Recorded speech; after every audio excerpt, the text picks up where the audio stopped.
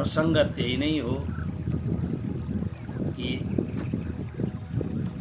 एक एक वस्तुलाई अलग अलग कसरी गर्ने, यानी तटस्थ भएर क्षेत्र यानी शरीर के हो र क्षेत्रज्ञ यानी शरीरी के हो, देह के हो र देही के हो।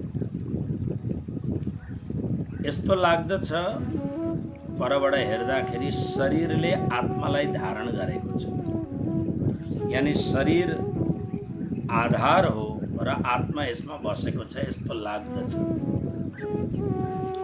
तर वास्तवमा हेर्ने हो भने होइन, आत्माले शरीरलाई धारण गरेको छ।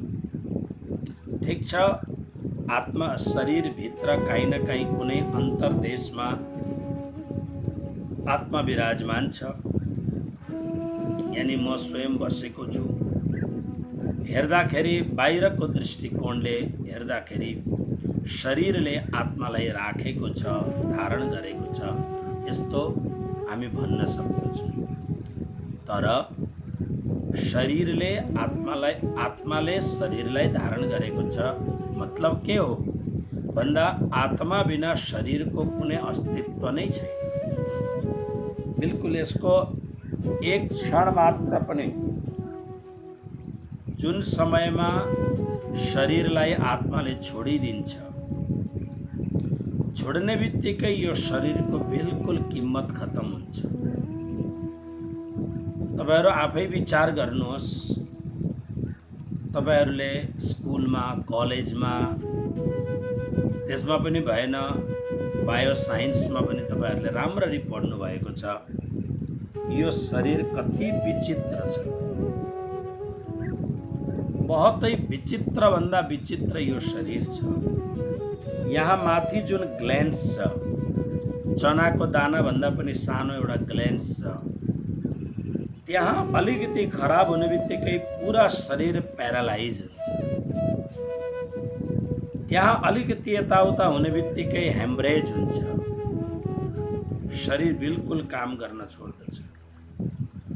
यानी यस्तो विचित्र खालको परमात्माले शरीर बनाएको छ र सम्पूर्ण अहिले अब हेर्नुहोस्, धेरै कुराहरू अटोमेटिक हुँदैछन्। अटो चल्नका लागि हर चीज अटो हुँदैछ। तर यो सृष्टिको सुरुवातमा परमात्माले यो कस्तो अटो मसिन बनाउनु भएको छ, एकदम राम्रो भन्दा राम्रो अटोमेटिक मसिन यो शरीरको छ। बिहान उठ्ने बित्तिकै एकदम प्रेसर हुन्छ, पेट खाली हुन्छ, शरीरमा भरिएको अतिरिक्त विकार मूत्रको माध्यमबाट, मलको माध्यमबाट बिहान खाली भयो। खाली भएको केही समय पश्चात फेरि त्यसमा नास्ता भन्यो, जलपान भन्यो, फेरि त्यसमा भोजन भन्यो इत्यादि। हेर्नुहोस्, शरीर कस्तो एउटा विचित्र खालको शरीर छ। अनि मूल उपचारहरूमा शरीरमा जब केही विकारहरू उत्पन्न भयो भने, जसरी खोकी लाग्न थाल्यो भन्दा अब शरीरले केही बताउँदैछ कि म वात पित्त कफमा केही न केही ब्यालेन्स बिग्रियो भनेर। एउटा आयुर्वेदका ठुलो जानकार व्यक्तिले बताएका थिए, ज्वरो किन आउँछ भन्दा ज्वरो भनेको शरीरमा तापक्रम बढ्यो। तापक्रम बढ्नुको अर्थ यो हो कि शरीरमा कुनै न कुनै विषाणु तत्त्वहरू प्रवेश गरेका छन् र शरीरले अटोमेटिक त्यो विषाणु तत्त्वलाई फ्याँकिदिने तयारी गर्दैछ। तर हामी मूर्खता के गर्छौं भन्दा त्यो तापक्रमलाई दबाउनको लागि दबाई खान्छौं हामी। त्यसकारणले आयुर्वेदको पद्धति र मोडर्न जुन एलोप्याथिकको पद्धतिमा फरक छ। आयुर्वेदको पद्धतिमा एकैचोटि दबाइदैन, त्यसलाई अझै धेरै विकास गरेर त्यसमा भएको जुन विकार छ त्यसलाई फ्याँकिदिएर अनि मात्र त्यसको उपचार सुरु हुन्छ इत्यादि। मेरो विषय होइन। तर शरीर अत्यन्त विचित्र भन्दा विचित्र शरीर छ। कुनै दिन तपाईहरुलाई समय भएको बेला लाइफ साइजको ऐनामा आफू उभिएर हेर्नुहोस् कि त्यो विधाताले, त्यो शिल्पकारले, त्यो कलाकारले त्यो शरीर बनाउँदाखेरि कति राम्ररी बनाएको छ र आफूले त्यसलाई अलिकति फोटोग्राफी बनाउन केही जान्नुहुन्छ भने विचार गर्नुहोस्। आँखाको जग्गामा नाक लगाएको भएदेखि, नाकको जग्गामा कान लगाएको भएदेखि, मतलब हर चीजलाई अलिकति विकृत बनाएर हेर्नुहोस् त कस्तो देखिन्छ।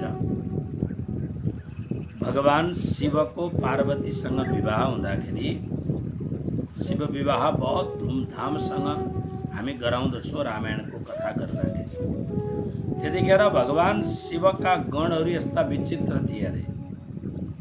कसैको आँखा छातीमा छ, कसैको आँखा नाइटोमा छ, कसैको शिर घुमेको छ। मतलब भूत प्रेत पिशाचहरूको वर्णन हामी सुन्छौँ, विचित्र भन्दा विचित्र। तर परमात्माले कति राम्रो बनाएको छ, बहुत राम्रो बनाएको छ। सबै कुरो एकदम ठिक ठाउँमा राखेको छ। र यो शरीर आत्मा प्रवेश गरेपछि, जीव प्रवेश गरेपछि शरीर अटोमेटिक सबै कुरो चल्दछ। हाम्रा शरीरका हजारौं अवयवहरू, हजारौं पार्ट्सहरू आफै काम गरिरहन्छ। कुनै पार्ट्सहरू डबल हालिदिएका छन् ताकि एउटा पार्ट्स खराब भयो भने अर्कोले चलाउनु पर्छ। एउटा कान खराब भयो अर्कोले सुन्दा हुन्छ, एउटा आँखा खराब भयो अर्कोले देखिरहेको हुन्छ, इत्यादि कुराहरू छन्। किडनी दुईटा छ। नसाहरू ब्लकेज भयो भने त्यो नसा काटेर आफ्नै नसा हाल्नका लागि स्पेयर पार्ट्सहरू परमात्माले राखिदिनु भएको छ। बहुत र शरीरमा केही न केही विकार आउन थाल्यो। मलाई एउटा अमेरिकामा एउटा उत्तर प्रदेशको मान्छे, ठुलो इन्जिनियर, उसले मलाई भन्थ्यो, गुरुजी म फुल इन्सुरेन्समा छु तर म प्राय चेक गराउन जान्न। किन? गएपछि डाक्टरले कुनै न कुनै कुरो भन्छ, दिमागमा हालिदिन्छ अनि दबाई खानु भन्छ। अब इन्सुरेन्सले पैसा कमाइरहेको हुन्छ, हामी भरिरहेका हुन्छौँ अनि कुनै न कुनै दबाई भिडाइदिन्छन्। शरीरलाई दबाईको जरुरत अहिले छैन। र उसले एउटा बहुत मिठो कुरो भन्यो, समयमा पेट साफ हुन्छ भने, समयमा पिसाब राम्ररी लाग्छ भने, समयमा भोक राम्ररी लाग्छ भने, जब यो कुनै पनि शरीरको निन्द्रा राम्ररी लागेको छ, शरीरको सबै ठिक चल्दैछ भने यसलाई धेरै गजागुजुक बनाउने जरुरत छैन। सालमा एक बार चेकअप गर्दा राम्रो कुरो हो। तर जब शरीरका सबै कुरा ठिकठाक चलिरहेका छन् भने कुनै पनि, अब आज मात्रै अहिले भर्खर म सुन्दै थिएँ, यहाँ एउटा मान्छेले एक ठाउँमा टेस्ट गराएको पोजिटिभ आयो अरे, अर्को ठाउँमा टेस्ट गराएको नेगेटिभ आयो अरे। बस यस्तो। तर यो भनेर हामी नेग्लेक्ट गर्न सक्दैनौँ। तर शरीर यस्तो अटो इन्जन छ शरीरमा, ध्यान गरेर यसलाई हेर्ने हो भने र यसलाई निर्वहन गर्ने हो भने शरीर आफ्नो ढङ्गले चलिरहेको हुन्छ। र काहीँ अलिकति केही भयो भने अनि विचार गर्ने, के भयो होला भनेर विचार गर्ने। त्यसकारणले शरीरका जानकार विज्ञानहरूले भन्दछन्, यदि शरीरमा कुनै त्यस्तो खालको केही भयो भने एकाध पल्ट यसलाई खान नदिनु पर्यो। जस्तो अलिकति जी मचलाउँदैछ, खान मन लागेको छैन, ज्वरो आउन खोज्दैछ, केही हुँदैछ भने एक दुई पल्टको भोजन उल्लङ्घन गरिदिने। मात्र तातो पानीमा, निम्बु पानीमा मह हालेर पानीमा बस्ने। अहिले अब नवरात्रि आउँदैछ, 16 तारिकबाट नवरात्रि प्रारम्भ हुँदैछ। यसपालि कोसिस गरौँ नवरात्रिमा एक टाइम मात्रै खाने भन्ने कोसिस गरौँ, बेलुका मात्रै खाने। जसलाई डायबिटिज छैन बिहानदेखि बेलुकासम्म निम्बु शहद पानीमा मात्रै बस्ने दिनभरि। यदि डायबिटिज छैन भने कोसिस गरौँ। म पनि यसपालि विचार गर्दैछु, कोसिस गरौँ, हामी कोसिस गरौँ। त्यसले गर्दाखेरि यो शरीर यति, तर यो शरीरको अस्तित्व आत्मा हुन्जेलसम्म मात्रै छ। त्यसकारणले के भन्ने, यसलाई आत्माले धारण गरेको छ भन्ने, कि शरीरले आत्मालाई धारण गरेको छ भन्ने।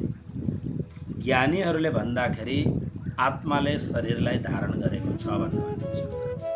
तर जो ज्ञानी व्यक्तिहरू छैनन्, जो सत्संगी व्यक्तिहरू छैनन्, उनीहरूले भन्दछन् शरीरले धारण गरेको छ। शरीर सब कुरो हो र शरीरका लागि अहिले हेर्नुहोस्, धेरै भेजिटेरियन मान्छेहरू माछा खान थाले, धेरै भेजिटेरियन मान्छेहरू अन्डा खान थाले, जबरजस्ती प्रचार गर्न थाले। किन भन्दा के प्रोटिनहरू चाहियो अरे, अनेक चाहियो अरे भनेर अनेक प्रकारको विकृतिहरू जीवनमा उत्पन्न हुन थाले। तर यस्तो कुरो छैन। ध्यान गरेर हेर्नुहोस्, परमात्माले यो शरीरलाई पोष्णका लागि बनाएको होइन। परमात्माले यो शरीरलाई पुरा कसेर, यो शरीरलाई राम्ररी एकदम काममा लगाएर अनि परम तत्त्वलाई प्राप्त गर्नका लागि यो शरीर प्रदान गरेको परमात्माले। र मूल कुरो, शरीरसँगको आसक्ति अत्यन्त धेर भएको हुनाले हामी आत्मज्ञानबाट वञ्चित हुन्छौँ। आत्मज्ञान भन्नुको अर्थ नलेज होइन, रियलाइजेसन। आत्मज्ञान जुन यो म कुरो भन्दैछु, यसमा नलेज होइन, इन्फर्मेसन होइन, रियलाइजेसन। इन्फर्मेसन भन्ने कुरो त ठिक छ, सबले जानिन्छ। एउटा दिनभरि बिडी पिउने, सिगरेट पिउने मान्छेलाई पनि थाहा हुन्छ सुर्ती खानु जीवनको लागि हानिकारक छ भनेर। एउटा अत्यन्त शराबीलाई पनि थाहा छ शराबले जीवन डुबाइदिन्छ भन्ने। एउटा महाव्यभिचारीलाई थाहा हुन्छ व्यभिचारले आचारहीनम न पुनन्ति वेदाः। यी धेरैवटा कुराहरू सबैलाई थाहा हुन्छ। त्यस कारणले इन्फर्मेसन कलेक्ट गर्नु यो ठुलो कुरो होइन। इन्फर्मेसन थोरै भए तापनि त्यो इन्फर्मेसनलाई रियलाइजेसन गर्नु, अनुभव गर्नु यो महत्त्वपूर्ण कुरा हो।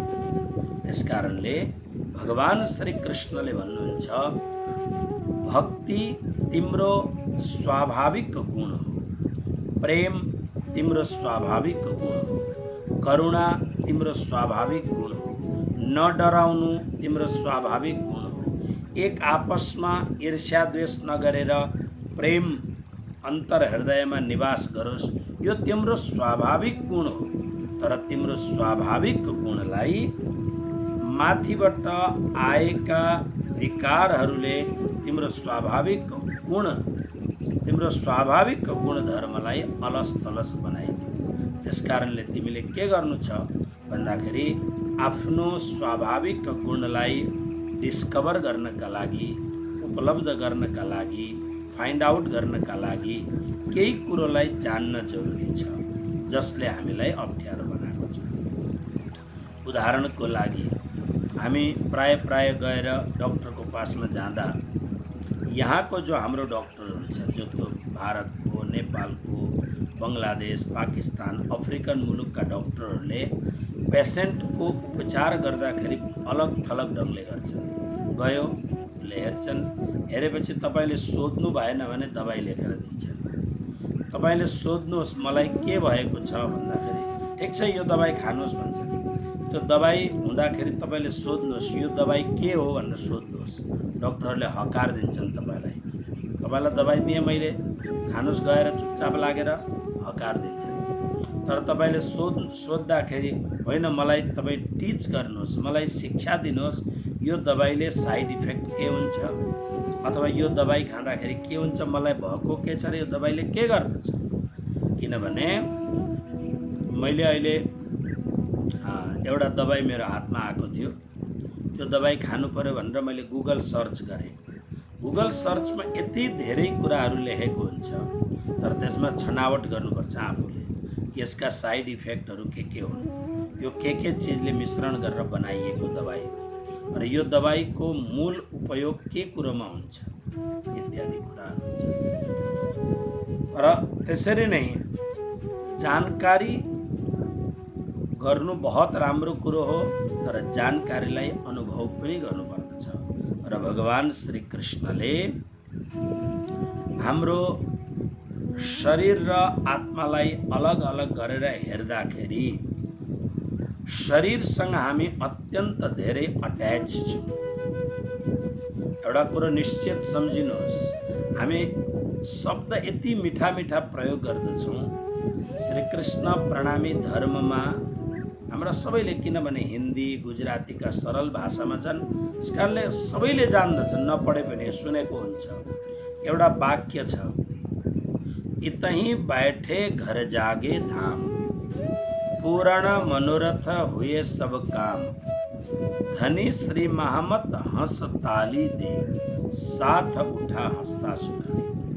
प्रकाश हिन्दुस्तानी नाम गरेको तारतम ग्रन्थको एउटा ठुलो च्याप्टरको, प्रकटवाणी नाम गरेको सानो च्याप्टरको अन्तिम 112वां श्लोक चौपाई। यसमा लेखेको छ, प्राणनाथजी भन्नुहुन्छ, इतहीं बैठे घर जागे धाम। यो संसारमा बसी बसिकन तिमीले परमधाममा जागृत हुनु पर्दछ। पूर्ण मनोरथ हुए सब काम, तिम्रा सम्पूर्ण मनोकामनाहरू पूर्ण भए। धनी श्री महामत हंस ताली दे। जब तिमी परमधाम आफ्नो मूल स्वरूपमा तिमी जागृत हुन्छौ, तिम्रो त्यहाँ अवैज्ञानिक हुन्छ। तिमी जाग्दछौ। जाग्दाखेरि तिमी कस्तो छौ भने सामने तिम्रो प्राण प्रियतम परमात्मा हुनुहुन्छ र उहाँका साथीहरू, तिमीभन्दा पहिले नै पुगेका साथीहरू ब्रह्म आत्माहरू छन्। सबैले ताली बजाएर तिम्रो स्वागत गर्दछन्, वेलकम वेलकम, आऊ भनेर। साथ उठा हस्ता सुखले। अनि अनन्त अनन्त कालबाट आफ्नो मूल स्वरूपबाट विच्छिन्न भएको आत्मा आफ्नो मूल स्वरूपमा पुगेर एकदम आनन्दपूर्वक आफ्नो मूल सच्चिदानन्द स्वरूपमा जागृत हुन्छ। अब सबैलाई यो चौपाई आउँछ, तर यो चौपाईमा प्रश्न गर्नु पर्दा म खालि एकाध प्रश्न गरेर हाम्रो कुरोमा निस्किन्छु। तर यही कुरो छ आज, यतहीं बैठे घर जागे धाम। यहाँ बसी बसिकन परमधाम भनेको मूल स्वरूपमा जागृत हो, स्वस्वरूपको अनुभूति गर। यानी प्राण त्याग गर्नुभन्दा पहिले तिमी आफ्नो सच्चिदानन्द स्वरूपमा अनुभूत बन, जागृत हो। पूर्ण रियलाइजेसन होस् तिमीलाई, सम्पूर्ण जागरण हुनु पर्दछ। यो भन्न सजिलो छ, तर यो जागरण हुन सजिलो छ र? कसैलाई पनि सोध्नुहोस्, जागरण हुन बडा गाह्रो छ। यहाँ बसी बसिकन मतलब प्राण त्याग गर्नुभन्दा पहिले परम मुक्तिको अवस्थालाई उपलब्ध गर। यसका लागि एक दिन होइन, गुरु कृपा अनि निरन्तरको अभ्यासबाट मात्र यो उपलब्धि हुन सक्छ। पूर्ण मनोरथ हुए सब काम। हाम्रा मनोकामनाहरू सम्पूर्ण रूपले पूर्ण हुन्। कसरी हुन्छ? मान्छे मर्दाखेरि कहिल्यै कामना पूर्ण गरेर मर्दैन। धेरै धेरै कामनाहरूलाई आफ्नो भित्र साँचेर आफ्ना कामनाहरूको अधुरो पूर्ति गरेर, स्वर्ग मिल्यो भने स्वर्गमा कामना पूर्ति गर्छु भनेर स्वर्गमा कामना पूर्ति गर्नका लागि, कामना पूर्ण गर्नका लागि मर्दछ मान्छे। प्राणनाथजी भन्नुहुन्छ, तिम्रा सम्पूर्ण मनोकामनाहरू पूर्ण हुनु पर्दछ। सांसारिक मनोकामनाहरू लेश मात्र पनि हुनु हुँदैन। त्यस्तो हुन्छ र? भन्न सजिलो, म पनि भन्दैछु, तर मेरा कति कामनाहरू छन् धेरै। त्यस कारणले भन्न सजिलो छ। त्यस कारणले श्री कृष्ण के भन्नुहुन्छ भन्दा, श्री कृष्ण भन्नुहुन्छ, क्षेत्र र क्षेत्रज्ञको भलीभाँति परिचय प्राप्त गर। अब हामीले 5 र 6 श्लोकमा क्षेत्रको भलीभाँति जान्ने कोसिस गरेका छौँ। 5औं श्लोक, महाभूतान्यहङ्कारो बुद्धिरव्यक्तमेव च इन्द्रियाणि दशैकं च पंचचेन्द्रियगोचरः। 24वटा तत्त्वले बनाइएको यो पिण्ड यानी अव्यक्त भनेको मूल प्रकृति, बुद्धि अनि अहंकार 3 पांच महाभूत आकाश वायु अग्नि जल पृथ्वी, पांच इंद्र, पांच ले 8, 10 इंद्रियहरू, 5 ज्ञानेन्द्रिय श्रवण त्वचा नेत्र रसना नासिका, 5 कर्मेन्द्रिय बाघ पाणी पाद उपस्थ पायु, 10, 8 र 10 ले 18, एउटा मन 19 अनि 5 वटा इन्द्रियका विषयहरू भनेको शब्द स्पर्श रूप रस गन्ध 5, 19 र 5 ले 24, 24 वटाको समवायले 24 वटा र मटेरियल भएर बनिएको यो जुन कोष छ, यो जुन शरीर छ, यसमा इच्छा द्वेष सुखम दुःखम संघातस चेतना धृति एतत् क्षेत्रम समासेन सविकारम उदाहृतम। इच्छा द्वेष सुख दुःख संघात चेतना धृति यी सबैले बाहिर र भित्रका सामग्री भएर तयार भएको एतत् क्षेत्रम यो क्षेत्र, अर्जुन सम्पूर्ण विकारहरूले तयार भएको, विकार र प्रकृतिले तयार भएको यो क्षेत्र मैले समासेन संक्षिप्तमा तिमीलाई उदाहृतम भने। अब फेरि 12 अध्यायमा जानुहोस्। 12 अध्यायको 5औं श्लोक। क्लेशोऽधिकतरस्तेषा मव्यक्ता सप्तचेतसाम अव्यक्ता हि गतिर्दुःखम देहवद्भिरवाप्यते। देहवद्भि देहाभिमानी द्वारा बडा कठिनताले मात्र प्राप्त हुन सक्दछ निर्गुण ब्रह्मको उपासना भनेपछि अब क्षेत्रको यानी देहको परिचय सामान्य समासेन, सामान्य संक्षिप्तमा परिचय प्राप्त भएपछि अब यो क्षेत्र यानी देह सम्बन्धीको आसक्तिलाई, देहाभिमानलाई, यो कोष प्रतिको हाम्रो जुन अत्यन्त घोर आसक्ति छ, अट्याचमेन्ट छ, अतिशय राग छ, यसबाट मुक्त हुनका लागि के गर्ने भन्दा अब 5 वटा श्लोकमा 7, 8, 9, 10, 11 5 वटा श्लोकमा 20 वटा सद्गुणहरू यानी उपायहरू बताउँदै हुनुहुन्छ, साधनहरू बताउँदै हुनुहुन्छ।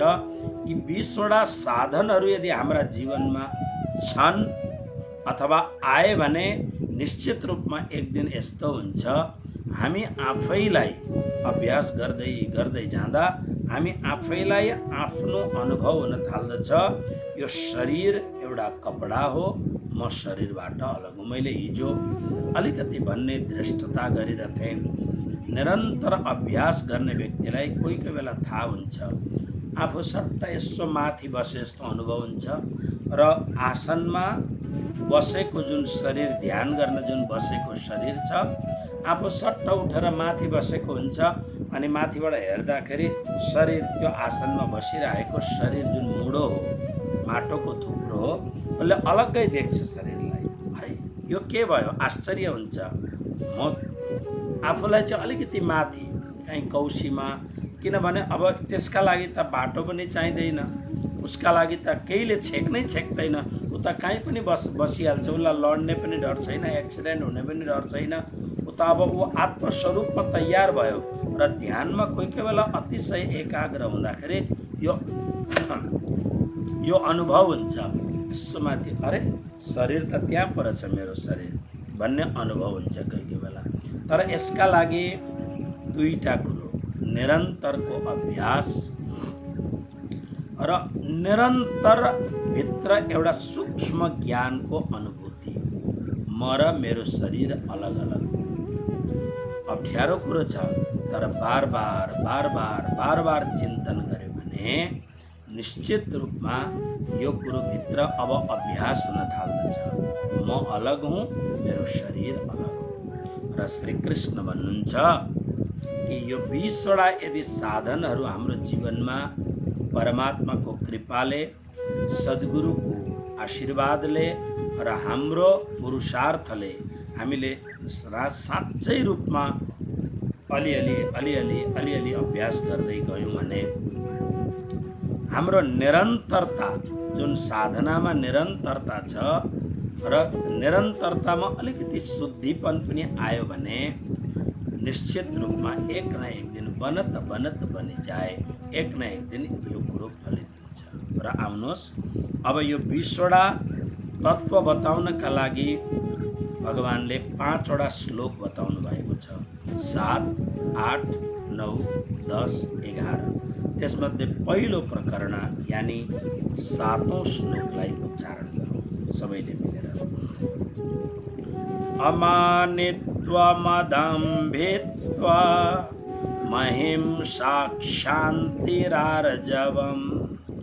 आचार्योपासनं शौचं स्थैर्यमात्मविनिग्रह। पहिले यसलाई पदच्छेद गरौँ।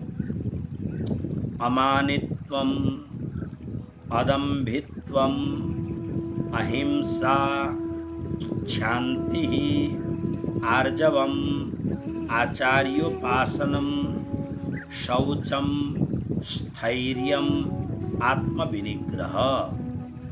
अब यसको पहिले सामान्य अर्थ गरौँ। अमानित्वम 20वटा सद्गुण मध्येमा साधन मध्येमा पहिलो साधनको नाम हो अमानित्व। अमानित्वमको अर्थ हो मानबाट रहित। मतलब के हो भन्दा म श्रेष्ठ हूँ भन्ने, म श्रेष्ठ गरिष्ठ वरिष्ठ हूँ भन्ने भावबाट मुक्त हुनु अमानित्वम। अदम्भित्वम दम्भ नहुनु, दम्भ भनेको दिखावटीपन नहुनु। अहिंसा हिंसाबाट पूर्ण रूपले मुक्त हुनु। शान्ति हाम्रो रोम रोममा क्षमा हुनु, क्षमा गर्नु। आर्जवम सरलता हुनु। आचार्योपासनम गुरुको सेवा। आचार्य माने जुन सद्गुरुले ज्ञान दिनुहुन्छ ती उपासनम भनेको सद्गुरुको सेवा गर्नु। शौचम बाहिर र भित्रबाट पवित्रतालाई धारण गर्नु, पवित्र हुनु, बाहिरी भित्री शुद्धता हुनु। स्थैर्यम जीवनमा स्थिरता आउनु। आत्मविनिग्रह आत्मा भनेको यहाँ आत्मा शब्द जीव आत्मालाई भनेको होइन, मनलाई भनेको। आत्मविनिग्रह भनेको मनलाई नियन्त्रण गर्नु। यी कुराहरू पहिलो प्रकरणमा भनियो। अघि 1, 2, 3, 4, 5, 6, 7, 8, 9वटा यहाँनिर 20वटा मध्येमा 9वटा उपायहरू यहाँ बताउनु भयो। अब यो के हो त भन्न अलिकति यसलाई म धेरै व्याख्या गर्दिनँ, किनभने एक एकवटा शब्दले एक एक दिन एक एक घन्टा खाइदिएला। म तपाईहरू 3 खालका भक्तहरू मसँग जोडिनु भएको छ। एउटा भक्तहरू जो प्रबुद्ध हुनुहुन्छ। प्रबुद्ध मतलब स्वयं धेरै जानकार हुनुहुन्छ र गुरुको महिमा बढाउनको लागि मसँग आबद्ध भएर तपाईहरू गीतामा निरन्तर स्वाध्याय गर्दै हुनुहुन्छ। यसमा तपाईहरू टीका टिप्पणीहरू सबै कुरो हेर्नु होला र धेरै ज्ञान हासिल गर्नु होला। एउटा अर्का भक्तहरू जो धेरै जान्नु त हुन्न तर निरन्तरता नै गुरु महाराजसँग प्रत्येक दिन पाठ त पढ्ने भनेर जो तपाईहरू लाग्नु भएको छ। यसमा म 2-4 जना भक्तहरूलाई प्राय निरन्तर देखिरहन्छु। अब जति यहाँनिर देख्छु उनीहरूलाई म देख्दछु। तर थुप्रो भक्तहरू हुनुहुन्छ यसमा। र एउटा भक्तहरू कस्तो हुनुहुन्छ भन्दा एउटा भक्तहरू खहरे खोला जस्ता भक्तहरू हुनुहुन्छ। हेरौँ न त भन्न हेर्यो, टाइम हुँदाखेरि इन्जोय गर्यो। टाइम यदि भगवद गीताको स्वाध्याय को साथमा त्यही समयमा अरू कुनै तपाईहरूको अपरिहार्यता छैन तर पनि केही आयो भने भगवद गीताको स्वाध्यायलाई छोडेर जुन तपाईहरू आफ्नो काम गर्नुहुन्छ र आज होस् अब आज भ्याइएन भनेर जुन लापरवाही गर्नुहुन्छ, यस्ता खालका खहरे खोला जस्ता भक्तहरू पनि मसँग आबद्ध हो। तर मलाई सबभन्दा धेरै प्रिय चाहिँ ती खहरे खोला जस्ता भक्तहरू छन्। किन प्रिय छन् तपाईहरुलाई गजब लाग्दो होला। यसकारणले किनभने यिनीहरू खरे खोला जस्तो भएर कोही दिन मात्रै पनि भगवत गीता हेर्दै गरे भने कुनै न कुनै दिन यिनीहरूको भित्र घण्टी बज्छ अनि त्यो घण्टी बज्ने भक्तहरू फेरि नियमित स्वाध्यायी हुन्छ। त्यसले गर्दा जो व्यक्तिलाई न आफ्नो मुक्तिको खाँचो छ, न जीवनको सन्दर्भमा केही मतलब छैन, बस इन्जोय गर्दछन्, हर चीजमा इन्जोय, न त खान पिउन जान्दछन्, न उठ्न बस्न जान्दछन्, न रहन सहन जान्दछन्, बस जीवन जस्तो एउटा जीवन एउटा कुतूहल हो, यसलाई यसै पार गरिरहेका छन्। यसरी यस्ता खालका भक्तहरू कोही कोही बेला जब गीता हेर्दछन्, हेरेर इन्जोय गर्छन्, म उनीहरूलाई धेरै मान्छु। भगवानले कुनै न कुनै दिन यिनीहरूमाथि कृपा गर्नुहुन्छ र हजुरहरू जस्तै नियमित स्वाध्याय बनेर सक्नुहुन्छ। यो अहिलेको हाम्रो जुन स्वाध्याय कार्यक्रम छ यो नितान्त विशुद्ध तपाईँ र हाम्रो यो कार्यक्रम हुँदैछ। यसमा न त कुनै धेरै प्रकारका नियमहरू छन्, न त कुनै यसमा वर्णन छ कि भाइ यो कुरो केही गर्नु पर्ला नै। यहाँ त मात्र श्रोताले सुन्ने हो प्रेमपूर्वक र गुरुजीले भन्ने हो, यति मात्र छ। यसमा जसले जति लाभ लिन सक्दछ लिन्छ। त्यसकारणले म धेरै व्याख्या गर्दिन, अलिकति मात्र कुरो भन्छु। आउनुहोस्, पहिलो शब्द अमानित्वम। अमानित्वमको अर्थ के हो भन्दा मानी शब्द एउटा छ, मानी। मानी भनेको के हो भन्नुहुन्छ भने मतलब याद आयो मलाई। तपाईहरुलाई थाहा छ पुरानो जमानामा हाम्रो घरमा ताँबाको अथवा पित्तलको मानी हुन्थ्यो। तपाईहरुलाई याद छ भने त्यसलाई मानी नै भन्थे होला। जसको नाम हो गुरुवा भन्थे, माना भन्थे, पाथी भन्थे। तपाईहरुलाई याद होला सायद। छिमेकी कोही कोही बेला चामल, कोदो, मकै पैँचो लिन आयो भने के गरेर दिन्थ्यो? हाम्रोमा यही त थियो।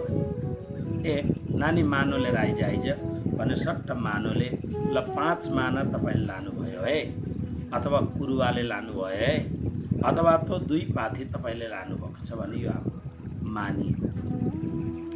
मानी माना मानो जो छ त्यो किन मानो भन्नु न, मान शब्दको अर्थ हो नाप, परिमाण गर्नु, नाप। मानी शब्द हो, यो मानीबाट अभिमानी शब्द बनिन्छ। अब मान्छेहरूको भित्र के हुन्छ भने यो अभिमान जुन छ यो कसरी हुन्छ भन्दा मान्छेलाई आपसमा आफ्नो अलिकति आफ्नो नाप गर्ने एउटा परम्परा छ। अरे म त फलानो खानदानको मान्छे, म उपाध्याय ब्राह्मण हुँ। कर्म भले ब्राह्मणको जस्तो नहोस्, महा नीच भन्दा नीच कर्म होस्, तर आफूलाई ठुलो एउटा मैलो भए पनि जनेउ हुन्छ काँधमा। कोही कोही बेला झल्यास बिउजिने खालका कर्मकाण्ड गर्दछ। मुस्किलले ब्रह्म गायत्री याद गरेको होला, तर आफूलाई सम्झिन्छ म उपाध्याय ब्राह्मण। मैले बार बार कथामा भनेको छु, फेरि पनि यो कुरो त भनिरहन्छु म, जसले मासु खान्छ त्यो ब्राह्मण भए तापनि संसारको सबैभन्दा नीच ब्राह्मण, नीच भन्दा नीच ब्राह्मण हो जसले मासु खान्छ। मासु खाने कहिले ब्राह्मण हुँदैन। शास्त्र पढ्नुहोस्, यो ब्रह्म राक्षस हो। यस्तो खालको ब्राह्मण कहिल्यै पनि मर्यो भने कहिल्यै सद्गति हुँदैन। यो ब्रह्म राक्षस हुन्छ भनेपछि कुनै पनि उपायले उद्धार हुँदैन। नजानिकन गर्नु अलग हो, तर कोही सद्गुरु प्राप्त भएर सद्गुरुले जब उपाय बताउनुहुन्छ यो काम गर्नु हुँदैन भनेपछि चट्टै छोडिहाल्नुपर्छ। डाक्टरले भन्यो तपाईको गलामा क्यान्सरको रेखा बस्न थालिसकेको छ, सिगरेट छोडिदिनुहोस् भन्दा छोड्छ कि छोड्दैन? मान्छेले तुरन्तै छोडिहाल्छ। बस यही कुरो हो। हामीलाई डर लाग्दछ मर्न, तर हामीलाई डर लाग्दैन नरकमा जान। हामीलाई डर लाग्दैन हामी कत्रो भयंकर घोर भन्दा घोर कर्म गर्दछौँ। हामीलाई डरै लाग्दैन, किनभने त्यसको फल हामीले अहिले पाइरहेका छैनौँ नि त। तर बहुत खतरनाक कुराहरू छ। तपाईहरुका बाजेहरूले, तपाईँहरूका जुन पुरोहित कर्म गर्नेहरू, आदरणीय व्यक्तित्वहरूले तपाईँहरूलाई यो कुरो भन्न सक्नुहुन्न, किनभने उहाँहरूलाई दक्षिणा चाहिन्छ, तपाईँहरूको मानो चाहिन्छ उहाँहरूलाई। मलाई केही पनि चाहिँदैन, मलाई त तपाईँहरूको प्रेम भाव बहुत भएको। त्यस कारणले म यी कुराहरू, शास्त्रका कुराहरूलाई नाङ्गो बनाएर तपाईँहरूको सामने राख्छु। मानी, आफ्नो कुल खानदानको मानी, पढेको छ, अरे म त पढा लेखा हुँ, कुनै पदमा छ, अरे म फलानो पदको मान्छे हुँ। मतलब यी अनेक प्रकारका हामीले शरीर सम्बन्धी यी अनेक प्रकारका मान भनेको एउटा वजन बनाएर बसेका छौँ। बस मानो त्यसैबाट बनेको, हामीले वजन बनाएर बसेका छौँ, केही पनि वजन छैन। यिनै कुराहरूले हामीलाई तकलिफ दिन्छ। अब हामी एक खालको छौँ, हामीले पहिलेदेखि धारणा, बचपनदेखि हामीलाई धारणा बनाइदिएको छ, तिमी यो हो, तिमी यो हो, तिमी यो हो, पछि अरू धारणा भन्दै जान्छ। अनि त्यो अनुसारको सामने ट्रिटमेन्ट नपाएपछि, त्यो अनुसारको उपचार नपाएपछि अनि हाम्रो भित्रबाट एउटा कुरो भित्रबाट प्रबल भएर आउँदछ। त्यो प्रबल भएर आएपछि हामी भित्रबाट बिमार हुन्छौँ। त्यो बिमारीको नाम हो अहंकार, अभिमान। श्रीमद् भागवतको पंचम स्कन्धमा जड भरतको प्रसंग आउँछ। परम योगी, परम निष्ठावान आंगिरस गोत्रीय ब्राह्मण परिवारमा जन्मिएका अवधूत शिरोमणि भगवान भरतजी राजा रहुगणको पाल्कीमा कहार बनिएर, यानी नोकर बनिएर काँधमा पाल्की हालेर हिँड्नुभयो। उहाँले यो पनि भन्नु भएन म आंगिरस गोत्रीय पवित्र ब्राह्मण हुँ। केही मतलब कुनै कमेन्ट नै गर्नु भएन। मोटो घाटो मान्छे जङ्गलमा घुम्दै गरेको पक्रेर ल्याए, एउटा कहार भाग्यो बिमार भएर त्यहाँ लगाए, लिएर हिँड्न थालेपछि अगाडि तर अगाडि कमिला देखे, कमिला नकुल्चियोस् भनेर फड्को मारेर अगाडि जाँदा राजाको टाउको बार माथि ठोकिन थाल्यो, टुल्काउन थाल्यो। राजालाई साह्रै रिस उठ्यो, गोर्रा हातमा छ राजाको। राजा रहुगणले ती पुराना कहारहरूलाई, कहार भनेको पाल्की बोक्ने, हिन्दीमा कहार भन्छ, नेपालीमा के भन्ला, पाल्की बोक्नेवालाहरूलाई हकार्न थाल्यो जोरसँग, तिमीहरूलाई म दण्ड दिन्छु। सबैले भने महाराज हाम्रो गल्ती होइन, यो नयाँ कहारको गल्ती, यो यस्तो गर्छ। जब बार अनुचित शब्दहरूद्वारा र अनेक प्रकारका नबोल्ने शब्दहरूद्वारा त्यो परम ब्राह्मण श्रेष्ठ अवधूत शिरोमणि भगवान भरतजीको अपमान गर्न थालेपछि अनि भरतजीको भित्रबाट प्रेरणा भयो, मैले मात्र यसको पाल्की उठाएर लगेर गन्तव्य स्थानमा पुर्याइदिएँ भने यसलाई बहुत ठुलो दोष लाग्दछ, किनभने यसले साधुको अपमान गरेको छ तर बिचारालाई थाहै छैन। त्यसकारणले अवधूत शिरोमणि श्री भरतजीले भन्नुभयो, राजन तिमी मलाई भन्छौ बडो मोटो घाटो छौ भनेर। राजन, मोटो घाटो हुनु, दुब्लो पातलो हुनु इत्यादि जुन कुराहरू छन् यी त सब शब्दका कुराहरू, यो त संसार हो। तर अब एक त परम सन्त, अलौकिक सन्त, म पोखरी झैं उही ठाउँ जम्दिन छ शुद्ध जीवनको सबै कण, जीवनको रोम कण कण परम पवित्र छ। त्यसकारणले शब्द निस्किँदाखेरि ती शब्दले असर गरे। राजा छक्क पर्यो, मानो आकाशवाणी हुँदैछ जस्तो शब्द भयो। अनि त्यो ब्राह्मणद्वारा त्यो शब्द बोलिएपछि अनि राजाले ध्यान दिएर हेरे यो मान्छे को हो भनेर हेर्दाखेरि त काँधमा जनेउ छ। अरे जनेउ छ भनेपछि राजा एक सेकेन्ड नलगाइकन पाल्की राख्न लगाएर फुत्तै हाम फालेर बाहिर निस्किएर अनि त्यो ब्राह्मणलाई दण्डवत प्रणाम गर्छ। राजा बहुत ठुलो राजा रहुगण कहाँ जाँदैछ भन्दा गंगा सागरमा भगवान कपिलको आश्रम छ, कपिलको चेलो हो यो, देवहूति माताको छोरा भगवान कपिल को आश्रममा सत्संग गर्न जाँदैछ।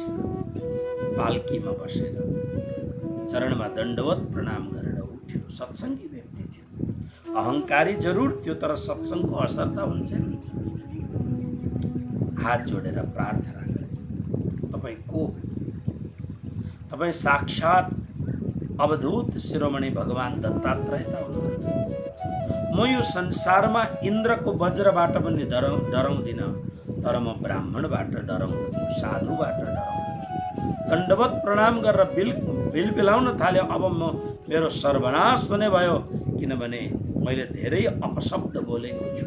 यिनका काँधमा मेरो पाल्की पर्यो, मेरो कुनै पनि प्रकारले उद्धार हुन सक्दैन। डरले आछु भएर पसिनै पसिना, आँखाबाट आँसु, चरण पक्रेर बार बार टाउको ठोकेर चरणमा त्यो भिखारी जस्तो साधुको चरणमा गएपछि, राजन बस्नु, म तिमीलाई सम्झाउँछु, यी तिमीले बोलेका सब शब्दहरू व्यर्थका शब्दहरू, अकोविदः कोविद। तिमी छौ अत्यन्त मूर्ख, तर आफूलाई ज्ञानी सम्झन्छौ। पहिलो नम्बर तिमी सत्संग गर्न हिँडे, अर्काका काँधमा बसेर तिमी सत्संग गर्ने। सत्संग गर्ने व्यक्तिले त आफू स्वयं सत्संग गर्न जाने व्यक्तिले पैदल जानुपर्छ, अथवा साधनमा बसेर गए तापनि यति निष्ठुर, यति क्रूरता, हातमा चाबुक लिएर अनि सत्संग गर्न हिँडेको महादुष्ट मान्छे छ। राजन, एक एक शब्द जब अवधूत शिरोमणि आंगिरस गोत्रीय श्री भरतजीका मुखारविन्दबाट प्रकट हुँदाखेरि राजा आश्चर्य, मानो साक्षात भगवान कपिल नै मेरो उद्धार गर्न पाउनु भएको हो कि जस्तो उसलाई लाग्न थाल्यो। भाव विभोर भयो, अपराध बोध भएको छ, आँखाबाट झरझरी आँसु बगिरहेका छन्। डरले शरीर थरथर थरथर थरथर शरीर काम्दैछ। तपस्याको महत्व हेर्नुहोस्, एउटा सामान्य साधु, तर त्यो साधुको काँधमा पाल्की भएको हुनाले राजा डरले आछु भएको छ, काम्दैछ, डरले प्रायश्चित गर्दैछ राजन। र भगवान अवधूत शिरोमणि भन्नुहुन्छ, राजन, यी सब फाल्तु शब्दहरू, यी त चालाकीले भरिएका शब्दहरू, धूर्तताले भरिएका शब्दहरू, बस म तिमीलाई भन्छु भनेर यति मिठो उपदेश दिनुभएको छ। राजन, तिमीले जुन शरीरको सम्बन्धमा भन्यौ, यो शरीर त एउटा माटाको थुप्रो मात्र हो यो शरीर भनेर यति मिठो। अब हेर्नुहोस् न,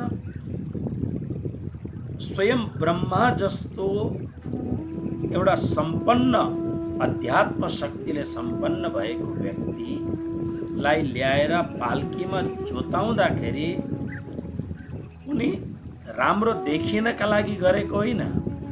कोही बेला हामी ढोङ गर्दछौँ, राम्रो देखिनका लागि सेवा गरे जस्तो गर्छौँ, तर भित्र ढोङ हुन्छ, भित्र पाखण्ड हुन्छ हाम्रो। कसैले हेरिदियोस् र कसैले ताली बजाइदियोस्, माइकमा दुई शब्द प्रशंसाको भनिदियोस्, हामी देखाउन खोज्दछौँ। हामी हाम्रो 95% भन्दा धेर जीवन ढोङले भरिएको जीवन छ, दम्भले भरिएको जीवन छ, पाखण्डले भरिएको हाम्रो जीवन छ। हामी बताउन चाहन्छौँ म राम्रो शिष्य हुँ, म राम्रो गुरु हुँ, म राम्रो मान्छे हुँ, पुरै पाखण्डले भरिएको जीवन हाम्रो छ। तर भगवान भरतजी महाराज अमान, यो शब्द हेर्नुहोस्, अमानित्व, मान बिल्कुल छैन। कुन खानदानमा जन्मेका हुन्, उनले कति पढेको छ, उनमा कति तपस्या छ, केही मतलब छैन। मात्र उनको प्रज्ञा अत्यन्त स्थिर छ। एउटा प्राणी मात्र पनि मेरो पैरले कुल्चेर त्यो तहस नहस नहोस्, र कुनै पनि प्राणी प्रति मेरो मोह नगाडियोस्। किन पूर्व जन्ममा चक्रवर्ती सम्राट ऋषभपुत्र भएको बेला मृगको पाठोमा मोह भएको हुनाले म एक जन्म मृग भएर यो तेस्रो जन्ममा आएको छु। दुईटा नियम बनाएको छ, एक क्षण पनि आत्माको विस्मरण नगर्ने। आत्मजागरण, अवेकनिङ, निरन्तर एक सेकेन्ड पनि 24 घण्टा घोर निद्रामा होस् या पूर्ण जागरणमा होस्, तर अन्तर पुरा या निशा सर्वभूतानां तस्याम जागर्ति सम्यक, पूर्ण जागरण छ। र एउटा प्राणी पनि उनको पददलित भएर हातले पैरले कुनैले पनि एउटा प्राणी मात्र पनि हिंसा नहोस्, तर मृगको पाठोमा मोह भए झैं कुनै पनि प्राणी मात्रमा मोह नहोस्, मात्र ईश्वरको अनन्त चिन्तन र आत्म साक्षात्कार भित्र आत्माको ज्वाला प्रज्वलित भएर बनिरहेको छ। त्यसले गर्दा उनलाई अमानित्वम, उनलाई कुनै पनि प्रकारको मानको मतलबै छैन। म ब्राह्मण, यो राजाले मलाई पाल्की उठाउन लगायो, म बहुत विद्वान, यो राजा आफूलाई के सम्झिन्छ, म यति ठुलो खानदानको व्यक्ति, यो नाथु के हो? नै, अमानित्व। श्री कृष्ण भन्नुहुन्छ त्यो परम सद्गुणको पहिलो शब्द हो, 20वटा सद्गुणको अमानित्व। मान शब्द बुझ्नु न, मानो, जसरी मानवले नाप्दछ, हामीले पनि आफूले एउटा नापेको छ, म फलानो खानदानको व्यक्ति, म फलानो धनी मानी व्यक्ति, म फलानो व्यक्ति, म फलानो व्यक्ति, म फलानो व्यक्ति, केही छैन। म खाऊं, मैलाऊं और सुख सैलबा के हो? चिता खितका छोडी अभय सित हाँसी मरि। चिताले भन्दछ हाम्रो अस्तित्व के हो भने, चिताले भनिदिन्छ हाम्रो अस्तित्व मात्र एक मुठी राखदेखि सिवाय केही पनि हाम्रो अस्तित्व छैन। तर त्यो राख हुनुभन्दा पहिले हामी यति मानित्व भएका छौँ, ओहो, हाम्रो मानको त पुरै परै जाओस्। त्यसकारणले श्री कृष्ण भन्नुहुन्छ देहाभिमानलाई परित्याग गर्नका लागि, देहाशक्तिलाई परित्याग गर्नका लागि अर्जुन अमानित्वम यो पहिलो। अदम्भित्वम, अब यो अगाडिको प्रसङ्गलाई भोलि गरौँ।